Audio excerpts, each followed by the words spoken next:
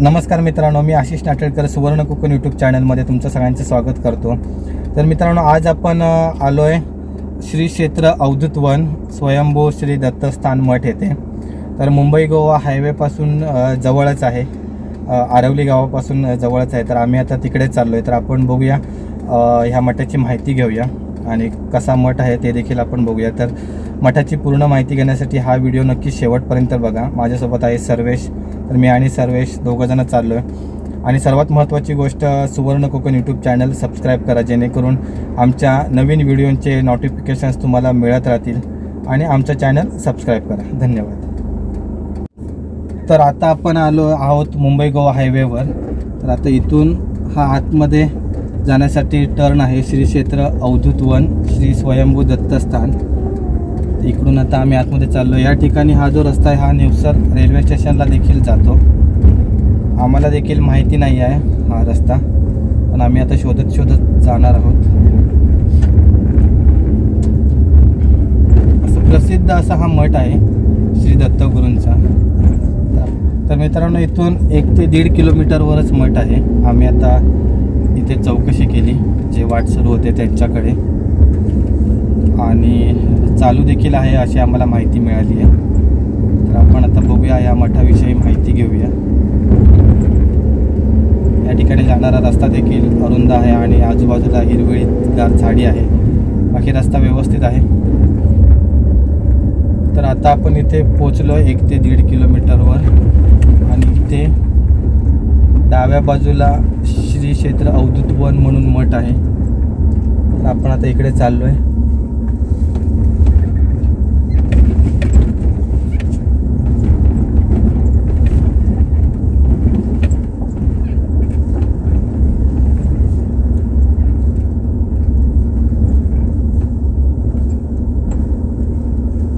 आता आम्ही सावलीत गाडी लावतोय।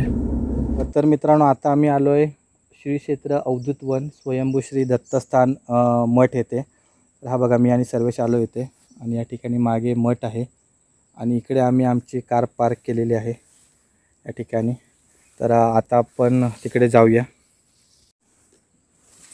तर इकडे या ठिकाणी बघू शकता तुम्ही, इथे पेवर ब्लॉक वगैरे टाकून व्यवस्थित हे केलेलं आहे, फ्लोरिंग वगैरे। त्यानंतर हे समोर मंदिर आहे, आणि बाजूलाच एक नदी आहे, आणि असं शांत असं ठिकाण आहे। कारण श्री स्वयंभू श्री दत्त यांना असं शांत ठिकाणच देखील आवडतात, त्यामुळे या ठिकाणी त्यांचं वास्तव्य आहे। तर आता आपण आलो आहे मंदिराच्या प्रवेशद्वाराशी। इथे पायऱ्या वगैरे आहेत, आणि हा समोर सभामंडप आहे, पूर्ण टाईल्स वगैरे लावलेले आहेत, आणि इकडे समोर गाभारा आहे। या ठिकाणी तुम्ही उजव्या बाजूला बघू शकता श्री गणपती बाप्पांची मूर्ती आहे। या ठिकाणी आतमध्ये गाभारा आहे। तर इकडे बघू शकता तुम्ही की श्री दत्त महाराजांची मूर्ती आहे या ठिकाणी, आणि तिथे लिहिलं आहे, हे प्रति नृसिंहवाडी क्षेत्र असून माझा इथे सदैव वास आहे, असा दृष्टांत परमपूज्य श्री अवधूतानंद महाराजांना झालेला आहे। त्यानंतर इथे अजून माहिती दिलेली आहे की श्री दत्तमूर्ती स्थापना मिती वैशाख शुक्ल 7 शके 1928 दिनांक 4 मे 2006 यांच्या हस्ते ही दत्तमूर्तीची स्थापना झालेली आहे, श्री अवधूतानंद महाराज यांच्या हस्ते। आणि ते कलशारोहणचा देखील माहिती दिलेली आहे। आणि त्याच्यानंतर दत्त पादुका यांचं देखील इथे जी स्थापना झाली त्यांची देखील इथे माहिती दिलेली आहे। समोर इथे दत्त पादुका आहेत, आणि समोर मूर्ती, आणि हा गाभाऱ्याचा परिसर। इथे एक वरती घंटा वगैरे दिलेली आहे, आणि बाजूला उजव्या बाजूला फंडपेटी वगैरे आहे, आणि हा पूर्ण संगमरवरी दगडामध्ये बनवलेला आहे। अतिशय उत्कृष्ट असं कलाकुसर वगैरे केलेली आहे, आणि अप्रतिम असं ते गाभारा बनवलेला आहे। आणि जेव्हा तुम्ही सभामंडपात येता त्यावेळी इथे त्यांचे श्लोक वगैरे लिहिलेले आहेत, दिगंबरा दिगंबरा श्रीपाद वल्लभ दिगंबरा। पूर्ण असं सर्व कॉर्नर्सने आपल्याला बघू शकता, प्रत्येक श्लोक वगैरे लिहिलेले आहेत इकडे या ठिकाणी।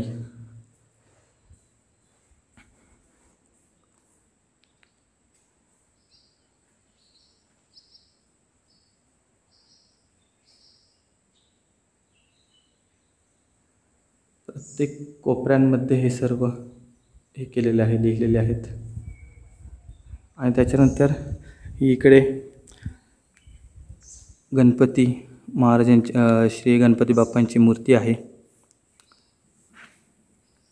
अतिशय सुंदर अशी मूर्ती आहे आणि बाजूलाच अगरबत्ती वगैरे लावण्यासाठी स्टँड आहे. आणि आता आपण हा सभामंडपाचा भाग बघतोय. तर या ठिकाणी बैठक व्यवस्था वगैरे केलेली आहे. या ठिकाणी तुम्ही शांत बैठक वगैरे बसून श्लोक वगैरे म्हणू शकता किंवा तुमचं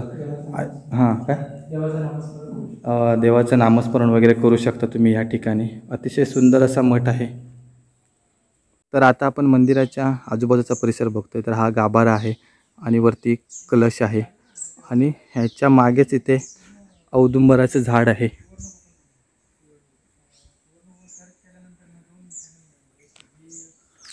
तर आपण इकडे बघू शकता या ठिकाणी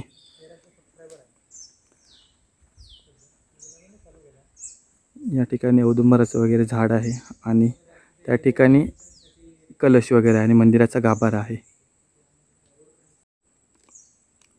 आणि इकडे आजूबाजूला देखील नारळाची वगैरे झाडं लावलेली आहेत. आणि हा आपण बघू शकता समोरचा परिसर आहे. आणि हे इथे मंदिर. जेव्हा तुम्ही मंदिराच्या मागील बाजूस येतात तर त्यावेळी इथे एक गरम पाण्याचं कुंड आहे या ठिकाणी. गरम पाण्याचं कुंड आहे. आपण आता इकडे खाली चाललो आहे. तर सध्या आता इथे चिखल वगैरे आहे ते पण आपण बघतोय, चेक करतोय. सध्या नंदीच्या मुखातून येणारं पाणी बंद आहे. आता इथे थंडच पाणी आहे, पण इथे माझ्या मते कधी चालू होईल आम्हाला देखील आयडिया नाही. गरम पाण्याचा कुंड म्हणून लिहिलं आहे आणि इथे एक नंदीची मूर्ती आहे ज्याच्यातून हे पाणी येतं बाहेर. तर जेव्हा तुम्ही मंदिराच्या मागच्या बाजूस येतात तर त्यावेळी इकडे एक औदुंबराचं झाड आहे आणि सोबतच त्या ठिकाणी नारळाची झाडं आणि या ठिकाणी गरम पाण्याचं कुंड आहे. आणि अजून एक इकडे नदीवर घाटावर जाण्याचा रस्ता आहे. या ठिकाणी श्रींच्या पादुका आहेत. इकडे बघू शकता इथे पादुका आहेत आणि हा बाजूलाच नदीचा परिसर आहे. आणि या ठिकाणी जरासं तुम्ही मंदिराच्या मागे आलात तर या ठिकाणी एक छोटासा घाट आहे, म्हणजे जेणेकरून इथे तुम्ही पाय वगैरे धुवून मंदिरामध्ये प्रवेश करू शकता.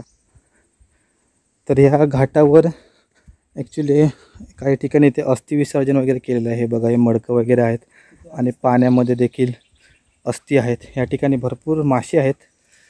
आता तुम्हाला व्हिडिओत दिसत असतील की नाही माहिती नाही, पण भरपूर मासे आहेत या ठिकाणी, छोटे मोठे. आणि हा आजूबाजूचा परिसर अत्यंत शांत आहे. पाणी देखील अत्यंत संत गतीने वाहत आहे. एकंदर मस्त असं निसर्गरम्य ठिकाण आहे. जर तुम्ही शांततेसाठी किंवा श्री दत्त महाराजांचं नामस्मरण करण्यासाठी येत असाल तर या ठिकाणी नक्की भेट द्या. आणि या ठिकाणांवरती इकडे मंदिर आहे, हा गाभारा आणि बाजूला औदुंबरचं झाड आहे. तर आता आपण परत मंदिराच्या दिशेने चाललो आहे. तर ही मंदिराच्या बाजूची जागा आहे. या ठिकाणी देखील झाडं वगैरे लावलेली आहेत आणि माडाची झाडं लावली आहेत. आणि नदीच्या ठिकाणी कोणी काय पडू नये म्हणून त्यासाठी संरक्षक कठडा म्हणजे रेलिंग देखील लावलेला आहे. आणि हा आपण आताच पाहिलेला घाट. तर या ठिकाणी मंदिराच्या मागे बाजूला औदुंबराच्या झाडाची पूजा करण्यासाठी इथे एक कठडा बनवलेला आहे. होऊ शकतं इकडे पूजा वगैरे झालेली आहे. इथे घंटी वगैरे ठेवलेले आहेत. आणि हे वरती औदुंबराचं झाड आहे आणि हा इथे कलश. तर इकडे तुम्ही बघू शकता या ठिकाणी फुलांची झाडं देखील लावलेली आहेत. तर या ठिकाणी काही झाडांना फुलं देखील आलेली आहेत. या ठिकाणी मोगरा, चाफा, त्याच्यानंतर तुळस वगैरे अशी झाडं लावलेली आहेत, फुल झाडं. त्यामध्ये आंब्याची देखील झाडं आहेत. आणि सोबतच ओव्हरऑल परिसर एकदम निसर्गरम्य आणि शांत आहे. मित्रांनो, आमचा हा व्हिडिओ तुम्हाला कसा वाटला हे आम्हाला नक्की कळवा. कमेंट बॉक्समध्ये. व्हिडिओला लाईक करा, जास्तीत जास्त शेअर करा आणि ह्या मठाला नक्की भेट द्या. आणि सुवर्ण कोकण यूट्यूब चॅनल सबस्क्राईब करा आणि सबस्क्राईब समोरील बेल आयकॉन दाबायला विसरू नका, जेणेकरून सुवर्ण कोकणच्या नवीन व्हिडिओंची नोटिफिकेशन्स तुम्हाला मिळत राहतील. धन्यवाद.